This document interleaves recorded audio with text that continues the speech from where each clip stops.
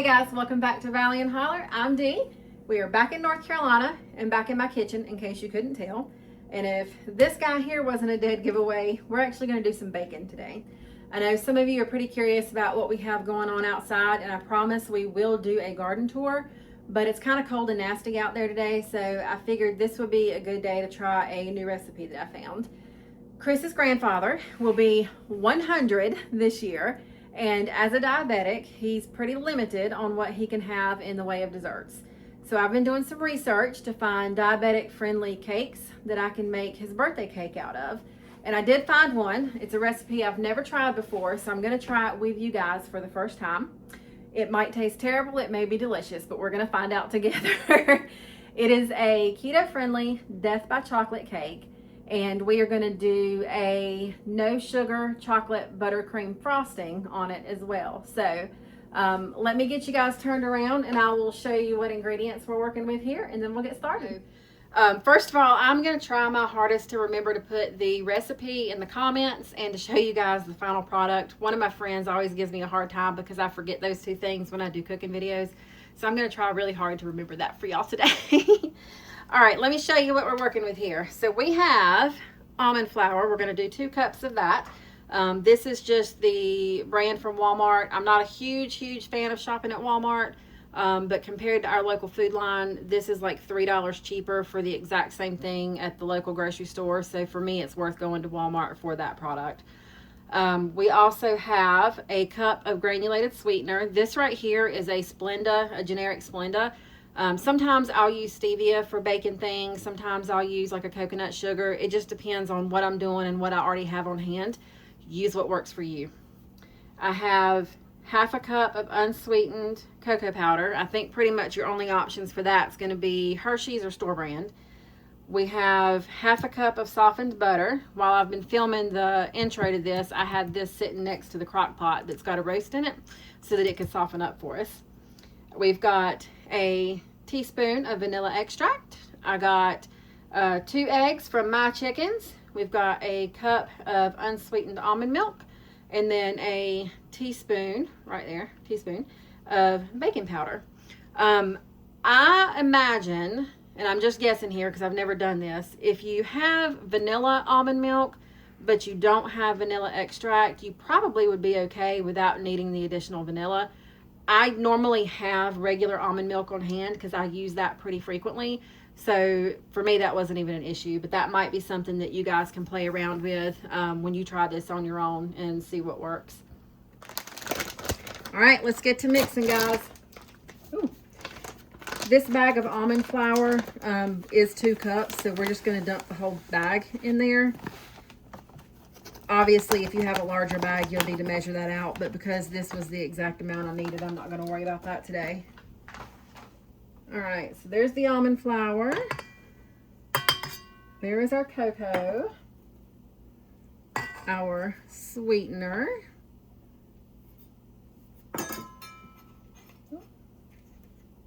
and our baking powder. So we're going to mix that up. Oh, it might help if I actually plug this thing in, guys. See, I used to tell y'all all the time, y'all were getting real life when you sign up to watch a video of ours. Honestly, what was going on was I kept thinking, I wondered how long it was going to take a certain friend of mine to notice this Instapot back here because it's Pioneer Woman. And it never even occurred to me that I have to have that unplugged to plug this in. So, all right, let's mix these dry ingredients.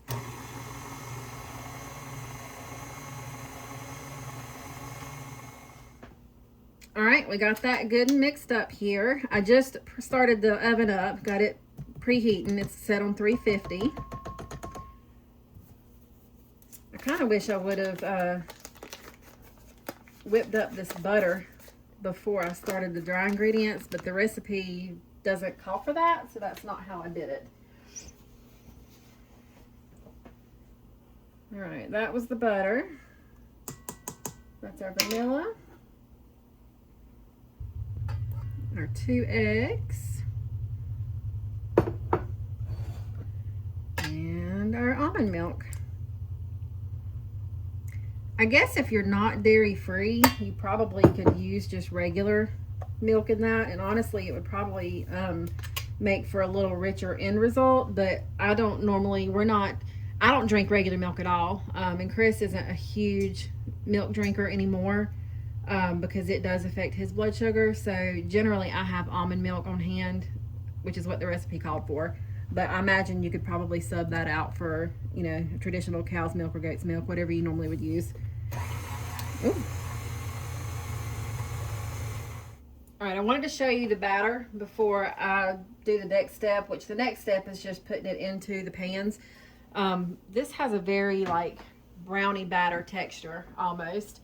I do kind of wish I would have used a regular milk for this instead of the almond milk, because I have a feeling that's going to make a difference on the end result. But I wanted to show y'all what that batter looks like. Oh my God, I've been sitting here talking to the camera like I was filming, and evidently I was just talking to myself the whole time. Poor Birdie, she's over here staring into the kitchen like, what are you doing? What is this big thing that you have set up in the kitchen?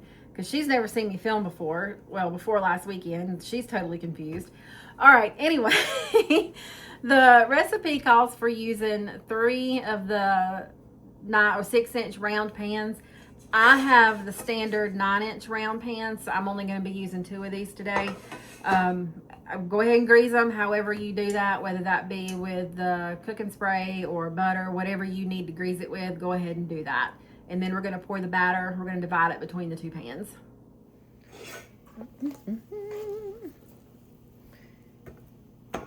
Yeah, that very much has a brownie consistency to it. Oh, sorry. I'm hitting stuff over here.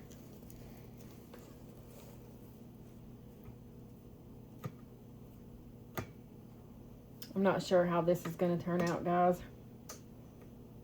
I'm a little skeptical. Can you tell?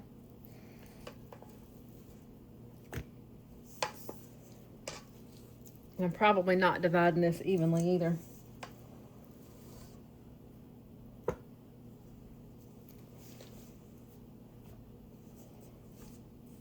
I think I can see why they recommended using the 6-inch rounds, because now I'm going to have to spread this out. Ooh, I just got batter all over my shirt. Do any of you guys do like keto friendly or gluten free cooking? Because I think technically, from what I can tell with the ingredients of this is technically a gluten free recipe as well. I don't know enough about gluten to say that for sure, but I think it is. I'm curious for those of you that do like gluten free and keto cooking, do you have any tips and tricks that would help? Because I do know I've got a friend who she has to eat gluten-free. She has a pretty bad gluten allergy. And some of the things that I've tried that she's given me, you can definitely tell like a texture difference. So I'm curious for those of you. I'm just all about beating this camera up today, y'all. I'm sorry. I'm curious for those of you that do have to, you know, stick to gluten-free, if you've got any tips or tricks that we might find helpful. All right. So once the oven is preheated, we're going to put our 2 pans in there and see what we get. All right, the oven timer just went off, and apparently I have water all over my shirt. So I just pulled these 2 pans out, and I'm not real hopeful for how this looks. Let me flip it around and show you. Apparently, I am all about talking to the camera today when it is not running. So toothpick came clean out of both of these. I just stuck it in there while I was talking to the nothingness. I think I probably should have put all of this in one pan and then doubled the batter. I know this is almond flour and it wasn't going to bake up like a normal cake would. It wasn't going to have the same kind of rise to it, but I kind of anticipated that to be more than what we got because of the baking powder that's in it. This definitely does not look like the pictures on the recipe that I looked up online. So I'm going to let this cool, and then we will whip up some buttercream frosting, which I have higher hopes for than this. And then we'll put it all together and see what it's like. All right, now for the sugar-free chocolate buttercream frosting, we need a cup of butter at room temperature. We need 1.5 cups of Swerve confectioner sugar. I've never used this before, but from what I can tell, it definitely has the same texture as normal confectioner sugar. We're going to do 2 tablespoons of heavy whipping cream. We're going to use 1/2 cup of sugar-free chocolate chips. I like this brand right here. If I'm not mistaken, yep, it's made with stevia. I don't know if you can see that. Made with stevia. And they have a couple of different options in that. They are a little pricier than normal chips would be. But if you need something that's sugar-free, they are a fantastic alternative. You'll need 2 teaspoons of cocoa powder. And then a teaspoon of vanilla, which I think is about all I have left in that bottle. So that works out perfect. All right, let's whip this stuff up here. All right, I put my 2 sticks of butter in there. 2 sticks of butter equals 1 cup, in case you didn't know. We're going to add the Swerve to this. I'm trying to open up all my containers as we go, and I probably should have done that before I started filming. Come on. All right. Oh yeah, this is definitely, I don't know if you can see in there. Whoop. Yeah, it definitely has the texture of normal confectioner sugar. I'm just using a 1/2 measuring cup, so, or a 1/2 cup measuring cup. So we're going to do 3 of those.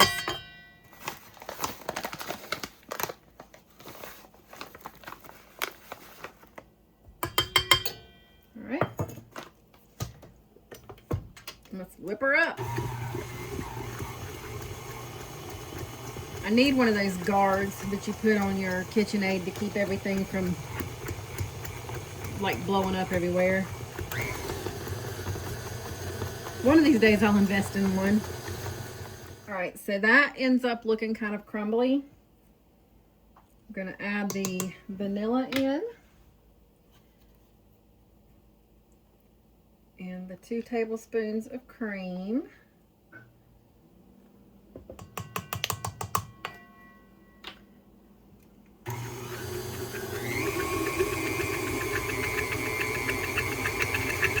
All right, this is kind of what we end up with here at this point.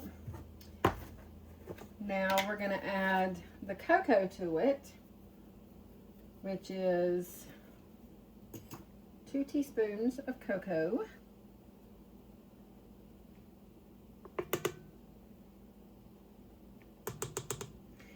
And then for the chocolate chips, we actually need to melt that.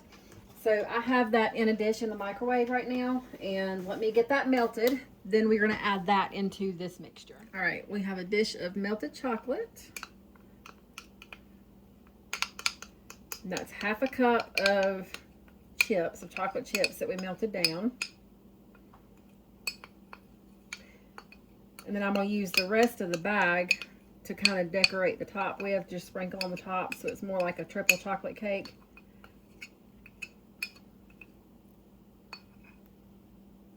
Okay.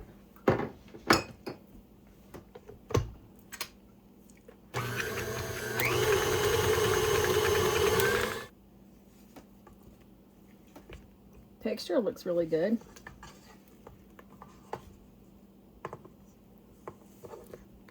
Texture definitely looks like buttercream frosting texture. Let me keep whipping a little bit.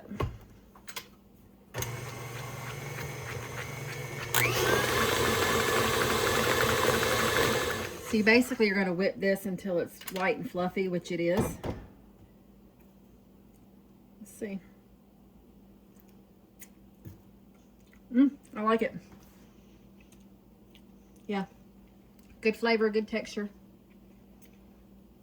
All right, the frosting is a win. The cake may not be. That's yet to be determined, but the frosting is a win. All right, I just dropped out one of the layers. It's super, super thin.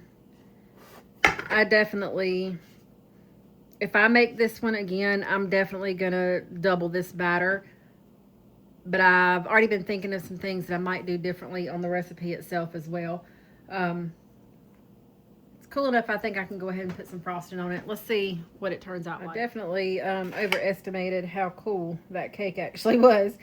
I promise you guys, when I'm making food that other people are going to be eating, aside from me and Chris, I don't put my hands on it as much as I have this.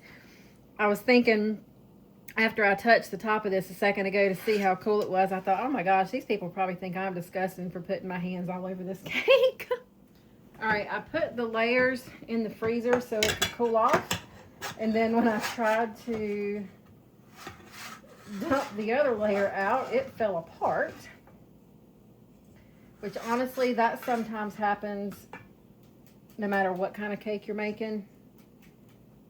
So we're going to try to piece this sucker together. I don't think this falling apart had a whole lot to do with what it was made with. I mean, I'm sure that wasn't a help in this case, but I don't think that was the only reason that it fell apart. Alrighty, let's finish putting the frosting on this, and then we'll toss some chocolate chips on it.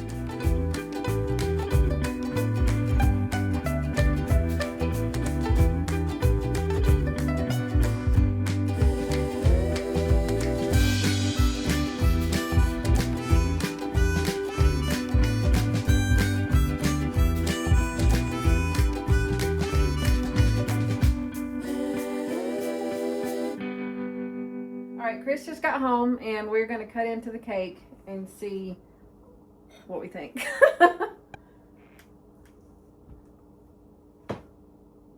It's pretty. Yeah.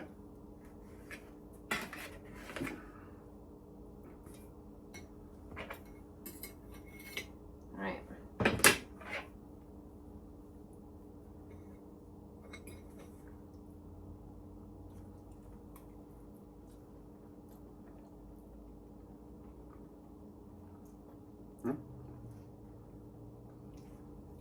It's not super chocolatey. Not bad. Yeah, I like the icing a lot. I'm not crazy about the texture of this just almond flour by itself. Is that what's weird? Yeah. See, Chris isn't one of those husbands that will tell me he likes something when he doesn't. I told him when we got married, if you think it tastes like crap, you better tell me or I'll keep making it. It's just a gritty texture. Something I knew something had dough. I ate too big of a bite. That's why you eat little bites. Yeah, well, you know. Flavor's good.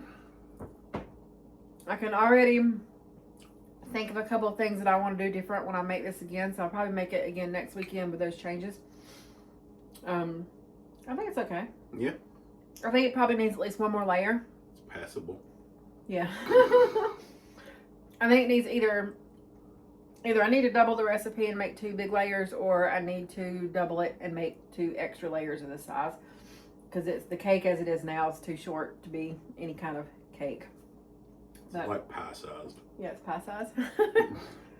So, well, at least we can say we tried it. I don't hate it, guys, but I don't love it either. All right, well, that's it for this one. We'll see you on the next one.